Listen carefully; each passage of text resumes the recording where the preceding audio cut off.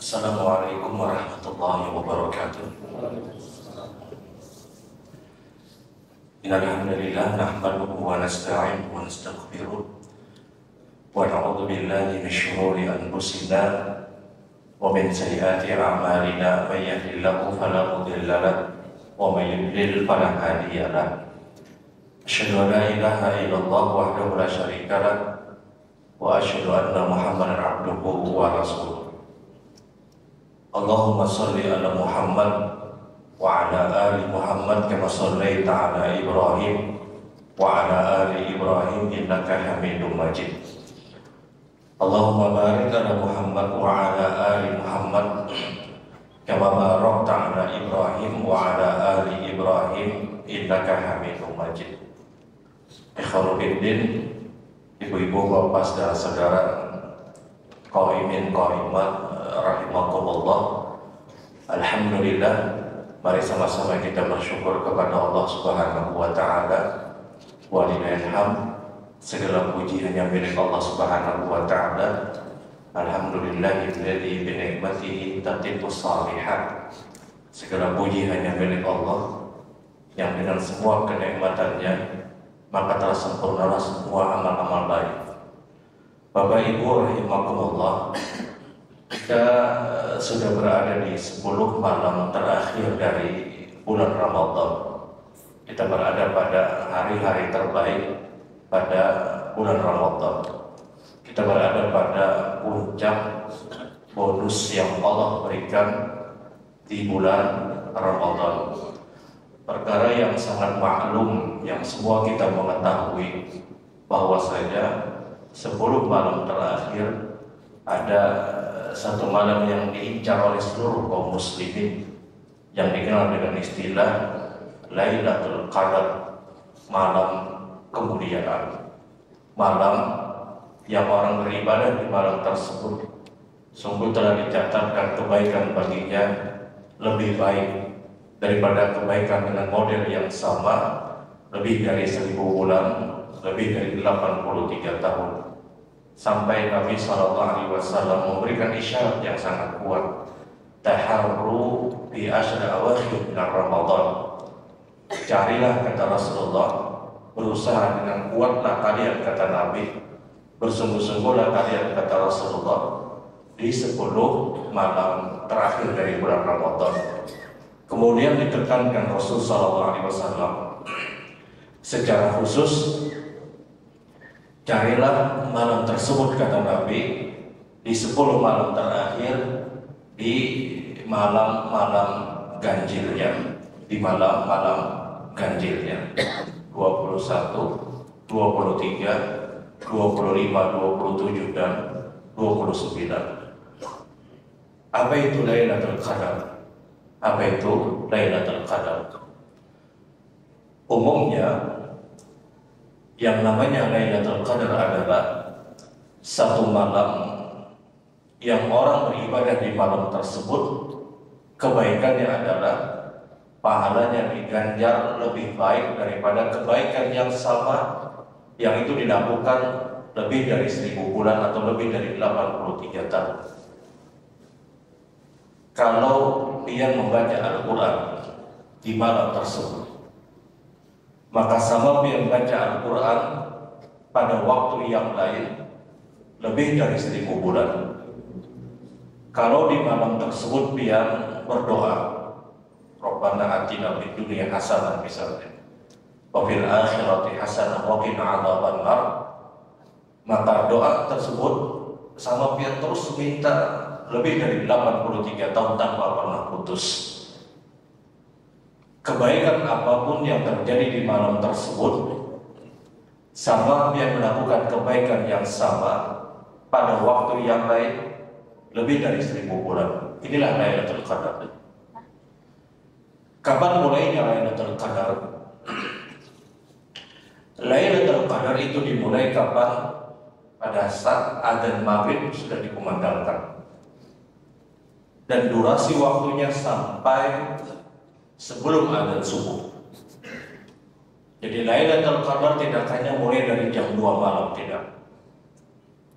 Dia tidak hanya dimulai dari jam 2:30 misalnya, tapi Lailatul Qadar terus argo pahala didapatkan, perhitungan pahala terus didapatkan pada saat adzan maghrib dikumandangkan sampai masuknya adzan subuh. Ini durasi Lailatul Qadar. Jadi tidak hanya dia di sepertiga akhir malam. Dia tidak hanya mulai dari jam 1 malam, tidak. Dia dimulai kapan? Ketika adzan maghrib dikumandangkan sampai masuknya adzan subuh. Inilah durasi Lailatul Qadar.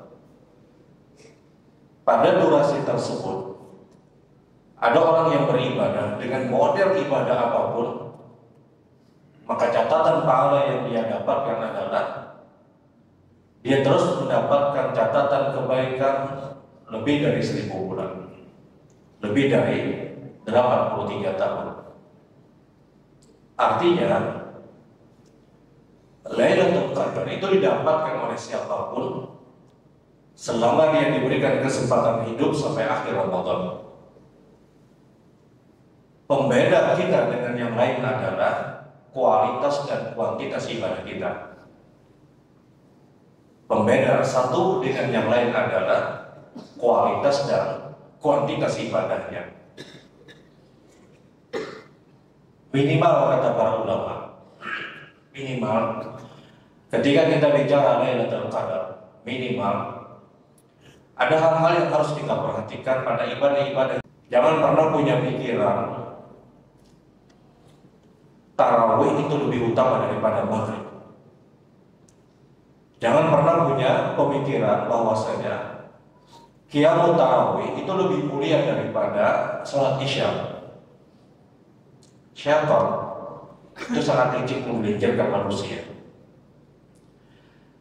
Kalau kita punya perasaan dan semangat tarawih itu lebih utama daripada maghrib, kita terjebak. Kalau kita punya rasa, punya semangat, kita punya semangat lebih untuk bersemangat pada tarawih dibandingkan sholat maghrib, ketika itu kita terjebak. Berapa banyak orang yang dia semangat untuk qiyamul tarawih, tapi dia lepaskan sholat maghrib. Berapa banyak orang yang begitu bersemangat untuk melaksanakan qiyamul tarawih, tapi giliran kewajiban dia sholat maghrib tidak benar-benar dia perhatikan. 10 malam terakhir, khususnya malam-malam ganjil, kita harus ingat dari sini bahwasanya tidak ada perkara yang paling Allah cintai dari semua apapun yang dilakukan oleh seorang hamba kecuali dia lebih dulu memperhatikan perkara wajib.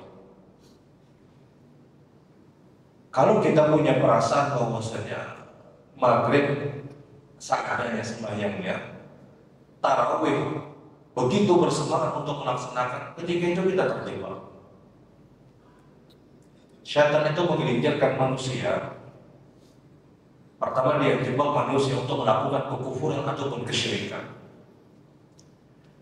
Kalau di titik ini dia tidak berhasil, dia jerumuskan manusia untuk apa? Untuk melakukan perbuatan bid'ah.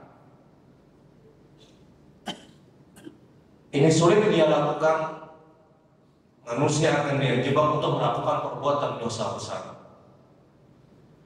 Dosa besar kita mampu untuk menghindar, maka setan akan menjebak kita kepada perbuatan dosa-dosa kecil. Dosa-dosa kecil kita mampu untuk menghindar, setan akan menggoda kita untuk melakukan perbuatan yang sia-sia. Perbuatan sia-sia kita mampu untuk menghindar, maka syaitan akan menghiasi kita untuk apa? Untuk seakan-akan mengutamakan perkara sunnah dibandingkan perkara wajib. Kalau kita punya semangat untuk qiyamul tarawih dibandingkan sholat maghrib kita, maka ketika itu kita terjebak kata para ulama.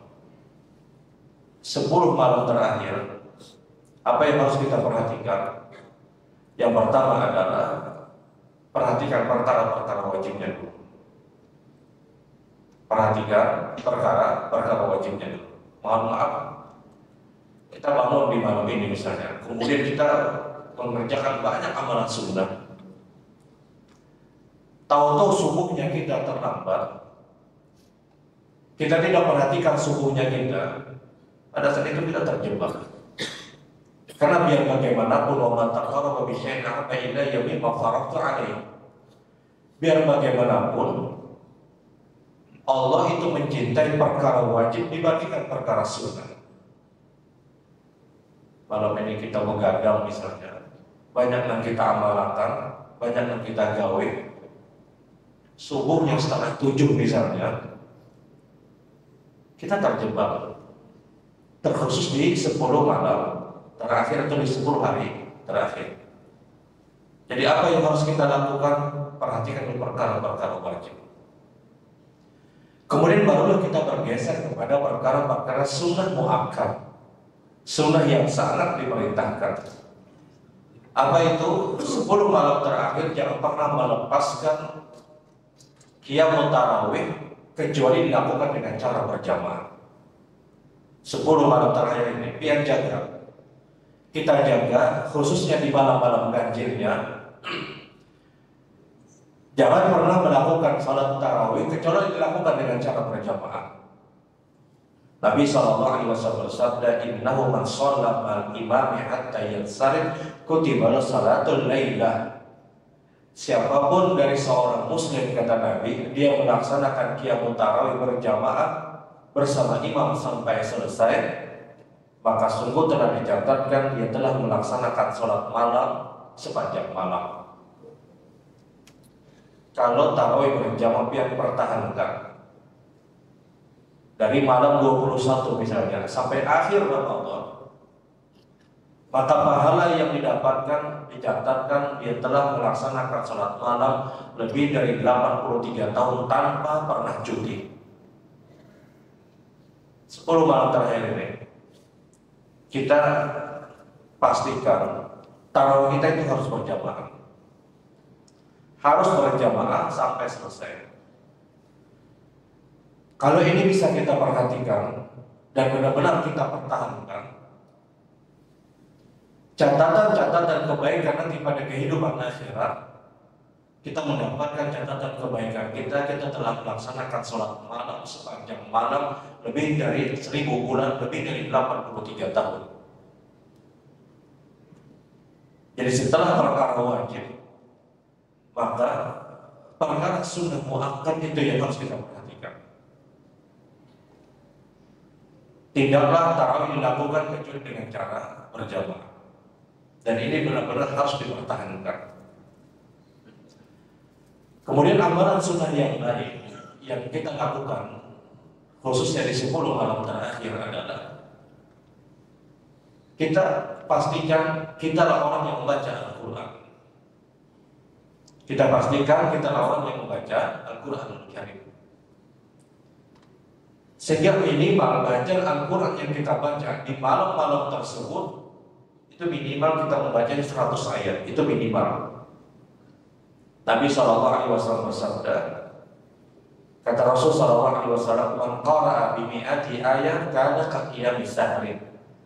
Siapapun, kata Rasulullah, membaca Al-Quran di dalam satu malam sebanyak 100 ayat, maka sungguh dicatatkan dia telah melaksanakan ibadah semalam suntuk. Hadis diriwayatkan oleh Imam Tirmidzi dan juga diriwayatkan oleh Imam Abi Daud. Kalau di malam tersebut kita baca Al-Quran 100 ayat, maka dicatatkan kita beribadah semalam suntuk lebih dari 83 tahun terus kita beribadah. Jadi target yang diambil itu pertama, perhatikan perkara wajibnya. Kemudian perhatikan perkara sunnah-sunnah muakkad. Di antara sunnah muakkad itu adalah qiyamul tarawih berjamaah. Kemudian membaca Al-Quran 100 ayat. Dan itu durasinya panjang, antara maghrib sampai sebelum adzan subuh. Kita mampu melampaui 100 ayat di malam tersebut, kita benar-benar berhitung pahala nanti pada kehidupan akhirat. Yang perhitungannya pada saat kita mampu menyelesaikan dan kita bertahan di 10 malam terakhir ini saja. Kita mampu bertahan di 10 malam terakhir ini saja, baca Al-Quran 100 ayat di malam.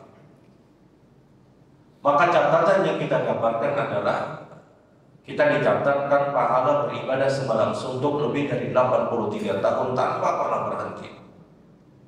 Belum lagi setiap ayat, setiap huruf yang keluar dari lisan kita itu diganjar, setiap huruf itu 10 kebaikan. Kalau kita kesulitan untuk membaca Al-Quran dengan 100 ayat, kita bisa ambil surat-surat yang pendek, ayat-ayat yang pendek, yang jelas target 100 ayat didapatkan. Dan ambil misalnya Amma Yatasa'alun An-Naba, itu 40 ayat. Al-Ghaziyah, kemudian Abasa misalnya 46 ayat, 42 ayat, lebih dari 120. Dan ini surat-surat yang pendek dengan ayat-ayat yang pendek. Jadi setelah dia mau tarawih berjamaah, target selanjutnya itu adalah membaca Al-Quran paling tidak 100 ayat dalam satu malam.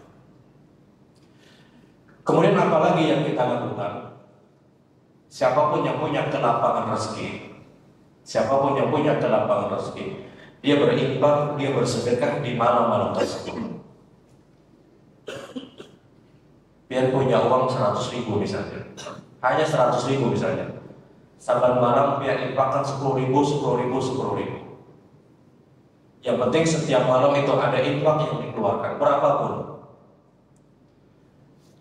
Kalau itu persis terjadi pada saat Lailatul Qadar, sama biar berinfak lebih dari 83 tahun tanpa pernah berhenti. Kita ibadah itu harus cerdas. Beribadah itu kita harus pintar untuk melihat kesempatan.